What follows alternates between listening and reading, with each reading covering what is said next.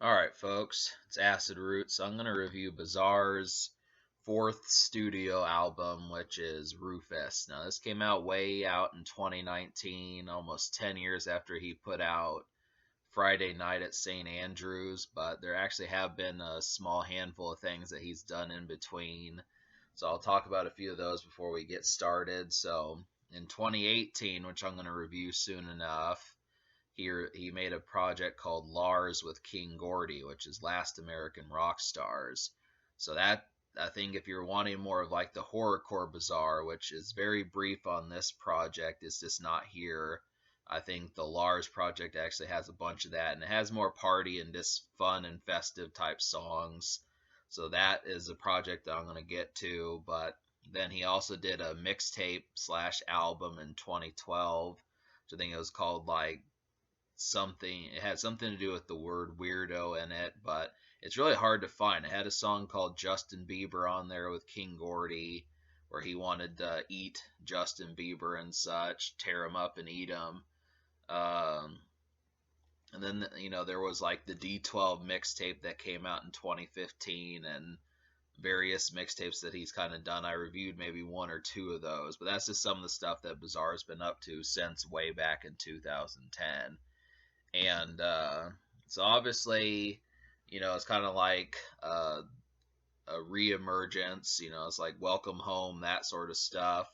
And although I was glad to have heard more Bizarre, that does not mean that this album is stellar.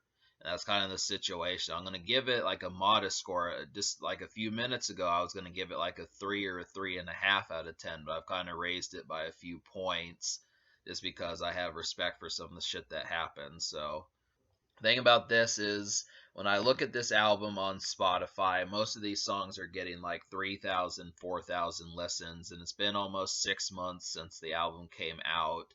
So it makes me wonder as to how much further it's going to go, but there really was no singles. So, I mean, I think Bizarre actually released like a music video or two, but I don't remember what they were. And if they weren't, I mean, really, there's just not like a song like Rockstar or the single off of Blue Cheese and Coney Island, which I think was Fat Boy.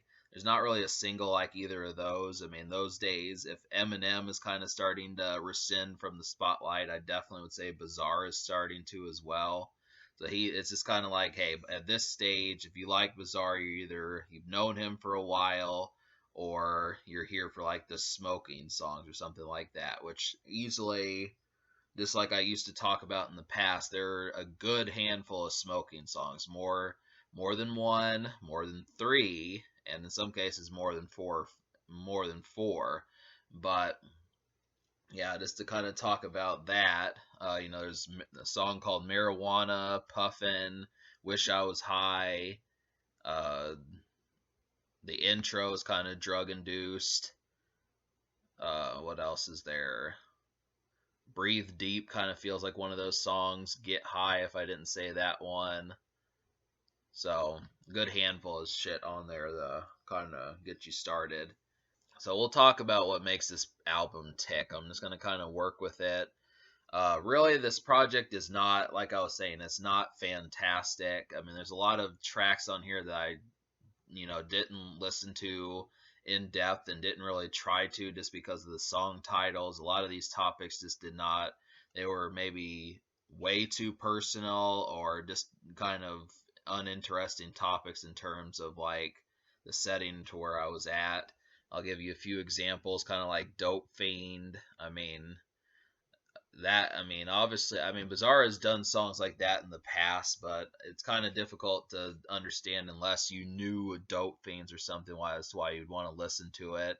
And then songs like Stepfather and Free, and even some cases like, it's not like I don't care about his daughter, but My Daughter, you'd have to say, some of those are just overly personal and just kind of like liberated type songs that feel more for like Bizarre's close knit relatives more so than like just fans of his. So, and he even has a song on here called Fans. So there's just a bunch of like different songs that don't really feel like they make the transition towards being songs almost. I mean, some of them, I kind of wish that some of his D12 songwriting would have been on here, just because I'll tell you, a fantastic song though is Leatherface, and that's probably the best song on here if you can handle the haunting and just overall kind of uh, spooky kind of. I mean, it really is about murdering and chopping you up. So that's, I mean, that's the horrorcore bizarre that we've known from like 10 and 12 years ago, but it's back, and King Gordy is on here, but he's only on here once. I mean, normally King Gordy would have been on here like 2 or 3 times, but he's just on here the one time. Hobson makes a good cameo, and then there's some dude named Lazarus. So that's kind of the situation. But yeah, there's just no other song like Leatherface, minus maybe Breathe Deep, which is not really horrorcore, but it sounds like it. So it's kind of the main thing there. But yeah, I guess to kind of get things going, I'll talk just about the songs that you probably need, that I recommend to you. So out of 21 songs, there's really only 7 that I enjoyed. And originally, I was going to give this album a 3 out of 10 or a 3.5, but I'm just going to give it a 5.5, just because, just like Blue Cheese and Coney Island that I reviewed back in 2015 and Friday Night at St. Andrews, I mean, it wasn't over half of that album that I was truly obsessed with. And that was kind of the situation. As I learned, more of it grew on me, but the songs that were good were actually good enough to kind of take the place of the crappy songs. That's kind of the situation that kind of happened this time. So I gave it a higher score. I mean, 7 songs out of 21, that's a third of the album. But I'm just like, well, I'm going to give this album a 5.5 out of 10, just because 7 songs. I mean, typically, how many songs do people enjoy out of 21 these days anyway? That's kind of the situation. So that's just the way I was looking at it.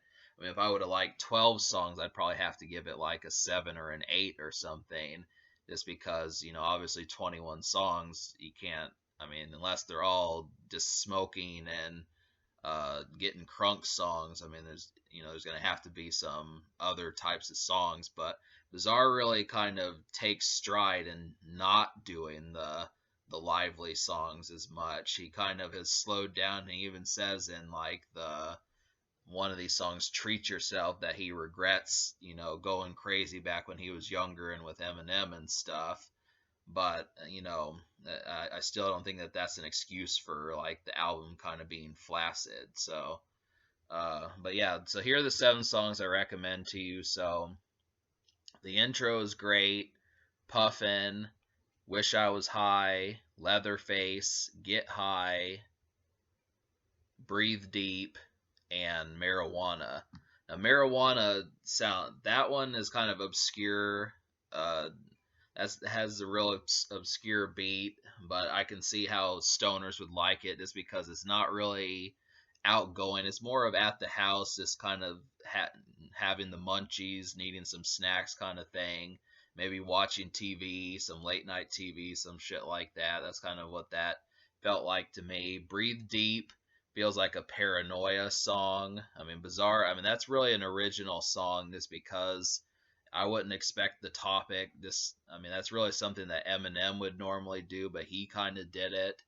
And I liked the flow of that. I wish that there were more songs like Breathe Deep. It has the second best beat on here.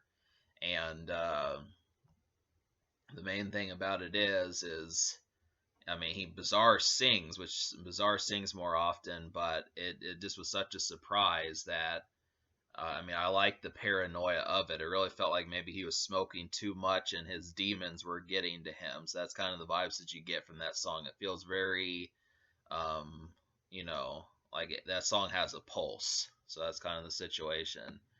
Uh, I didn't like Late Night. I mean, that was kind of a wasted opportunity. I don't know who that Oba Roland was, but his singing was really not that infectious, and it just was not that catchy a song.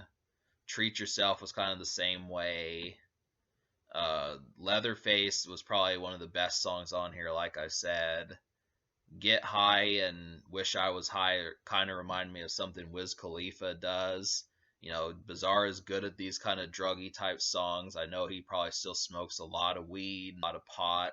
So, you know, that it's good that he kept that skill set, just because it's starting to become legal now and it's easier to, it's not such a kind of taboo topic like it was back in 2006. So Puffin is a great song. It even has guests on there, so it's kind of like a posse stoner track, which I like the idea behind. We need more of those. And then the intro is a surprise just because it was just called intro, but it's actually a thrilling song. So I was kind of, I didn't know what to take from that, but I'm starting to learn to like intros. I mean, normally when it just is called intro, I feel like that's kind of a bland song title. I'm starting to appreciate the idea behind an intro more. That's kind of a clever thing. So, yeah. So, yeah, 5.5 out of 10. And I would have to say, this was another thing I was going to say before, is when I say I give this a 5.5 out of 10, it probably gets an 8 compared to today's music, just because there's how much stuff. These people get one single and are, going nuts and going crazy, and then the rest of the album is bunk, and then you just don't know what to do. This is kind of the situation. You get one good song out of 14 or 16 or 19 or something, and Bizarre, a lot of these songs, these 7 songs on here, I appreciate the fact that an album can actually be filled out with more than just 2 songs. Even if you have like the good bass and the good trap and all that stuff that makes the car go thump and that sort of shit, uh, if the album is crap besides like maybe the single or something, it really doesn't make that much of a difference. So Bizarre, he came from the late 90s and the George Bush years and that sort of stuff. Devil's Night, I mean, when he was with Eminem and D12, he had a legacy to uphold. He couldn't just have crap albums like that. He would have gotten dropped from his label, like that pretty quickly. So Bizarre has made albums, and I'm glad that he knows how to put more than just 2 good songs on a 18-song album. So that's kind of the situation. I forgot about that. That's kind of the thing. I've been reviewing some stuff where you just get like 1 or 2 good things, and then they call it a wrap, and it's like, no, you're not done. That is kind of the situation. But yeah, so 5.5 out of 10. And probably, I mean, I can't really give it a social. I guess I'd have to give it like a 1 or a 2 social, because Bizarre put out like a couple music videos, but I think one of them was just one of the personal songs. Unless he did a video for Leatherface, I mean, there's not really a bunch of songs that would probably have thrilling music videos. So yeah, and so yeah, all right. 5.5. This is definitely one to check out, and especially for people who don't know Bizarre, I think this is a great starting point. Just to kind of remember, if you know him from songs like My Band or Purple Pills or something like that, and if those are the only 2 songs you probably know him for, yeah, try this shit out.